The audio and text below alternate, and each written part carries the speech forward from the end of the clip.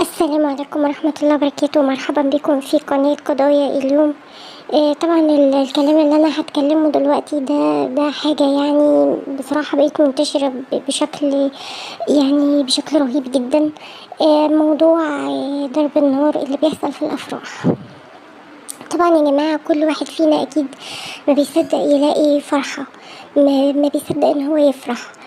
طبعا انا فاهمة ان طبعا لما كل واحد بيتجوز بيبقى دي فرحته اللي ما بيقدرش يعوضها بعد كده، وان دي بتبقى فرحة هو مستنيها فعلا من قلبه، وبيبقى محتار يعني يفرح ازاي. في ناس بتفرح بطريقة غلط وفي ناس بتفرح بطريقة صح، وكلنا اكيد فاهمين يعني ايه طريقة غلط. الطريقة الغلط ان يحصل ضرب النار، ان ممكن يبقى في حد يعمل حاجة بالشكل ده فيتحول للفرح الى حزن. وده فعلا اللي حصل في فرح بالشرقية من يومين. كان في شاب، الشاب ده كان المفروض فرحه، فراح وعزم صحابه. طبعا كالعادة ان الشباب بيعزموا بعض، وعايزك تقف جنبي وعايزك تبقى معايا في اليوم ده، زي اي شاب بيقعد يوصي صحابه ان عايزين اليوم ده يبقى حلو وكويس وعايزة افرح فيه وكده. طبعا كل واحد وكل شلة بيبقى ليها طريقة احتفال، كلنا اكيد عارفين المواضيع دي. في ناس بتحتفل بنظام الحشيش والبيرة والحاجات دي، في ناس بتحتفل بنظام ضرب النار، في ناس بتروح تجيب رقصات ويرقصوا. في كل واحد بيحتفل على حسب ما هو عايز، او على حسب ما هو شايف طريقة الفرحة بتاعته. طبعا كل الكلام اللي انا قلته ده اكيد يعني طرق للفرحة بشكل مش كويس بصراحة، لان في النهاية كل ده حرام، يعني دي كلها حاجات ربنا حرمها. بس اللي حصل في الفرح ده هو نظام ضرب النار.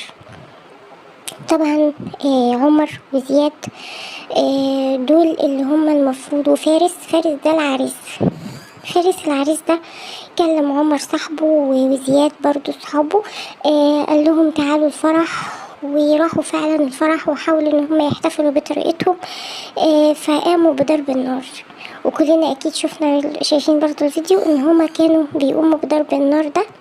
طبعا في واحد اسمه عبد الرحمن، ده واحد شاب وعنده 3 أولاد. طبعا أولاده هو كان بيرقص وبيحتفل في الفرح، انضرب ضربة بضرب النار اللي حصل ده. يعني عمر ده كان معاه سلاح وبيضرب بيه نار، فللأسف دخل فيه رصاصة. طبعا حاولوا ينقذوا عبد الرحمن ويودوه المستشفى العام، بس للأسف ما حصلش ان هم يقدروا ينقذوه اصلا، يعني المستشفى ما قدرتش تنقذه. لان طبعا الرصاصة اتمكنت منه من الجنب الشمال، وكان قريب جدا من ناحية القلب.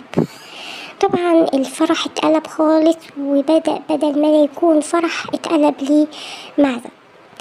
كلنا يا جماعة عارفين ان في النهاية هيبقى فيه ضحية وهيبقى فيه متهم.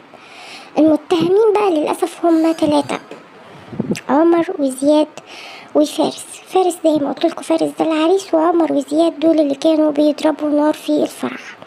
عبد الرحمن بقى هو ده الضحية اللي للأسف يعني ربنا يعني ياخد بإيده طبعا، لأنه هو راح المستشفى وبيحاولوا معاه في ان هم ينقذوا حياته.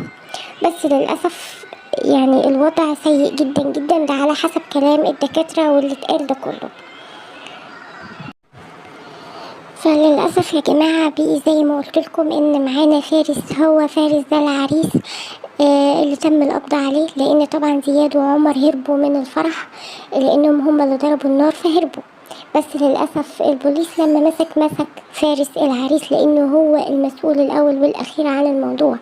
طبعا بالنسبة للشرطة ان فارس ده انت دول صحابك وهم هربوا وانت المسؤول عن الفرح، فهم بالنسبة لهم مسكوه علشان كده. طبعا في ناس كتيرة جدا هتتفق معايا بان ممكن العريس يبقى مظلوم وملوش ذنب، صحابه هما اللي قاموا بالموضوع ده. في ناس تانية هتقولك لا، ما هو فارس ده هو اللي عزم صحابه وعارف طريقتهم في الفرح ازاي ممكن يفرحوا، فممكن يقوموا بضرب النار، فالمفروض كان يحذرهم من الاول.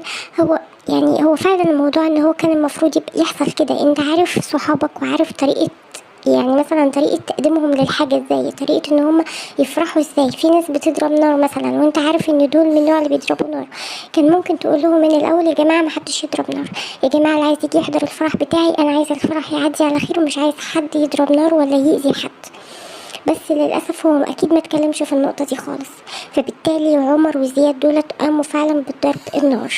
طبعا يا جماعة دلوقتي فارس العريس يعني ناس كتيرة جدا زعلانة علشانه، بيقولوا ان هو المفروض مظلوم وان هو عريس وعايز يفرح وكده، حتى يعني ما فرحش اصلا في اليوم بتاعه. ففي ناس كتيرة جدا يعني صعبان عليها العريس ده، بس برضو في الاول وفي الاخر هو يعني يعتبر برضو مسؤول عن صحابه اللي ضربوا ضرب نار.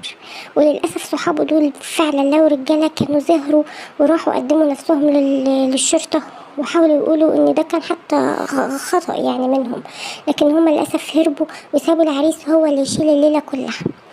اتمنى يا جماعه اللي عايز يفرح يفرح بطريقه كويسه، يبقى في لا ضرر ولا ضرار فيها، كل واحد بيفرح وناس كتيره جدا بتفرح والفرح بيعدي على خير ومفيش مشكله فيه، بس لانهم بيفرحوا بطريقه محترمه، بطريقه فعلا ما بيدروش فيها غيرهم.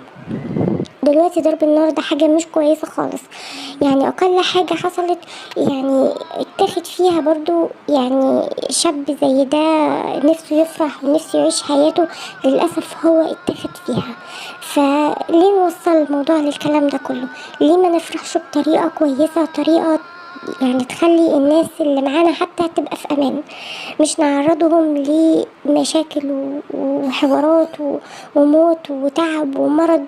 ما ينفعش الكلام ده يا جماعة. اي حد عايز يفرح بابنه او بنته بلاش ضرب النار، ارجوكم بلاش ضرب النار. ضرب النار دي حاجة مش هتفرح حد على فكرة، بالعكس ده بيسبب ضوضاء وبتكون مزعجة جدا، وكمان اصلا حاجة دلوقتي مش لذيذة، يعني حاجة اصلا مش حاجة اتيكيت كده من الاخر، فحاجة خلاص كانت قديمة وراحت والمفروض ان احنا نستغنى عنها. اسيبكم في رعاية الله من امن، والسلام عليكم ورحمة الله وبركاته.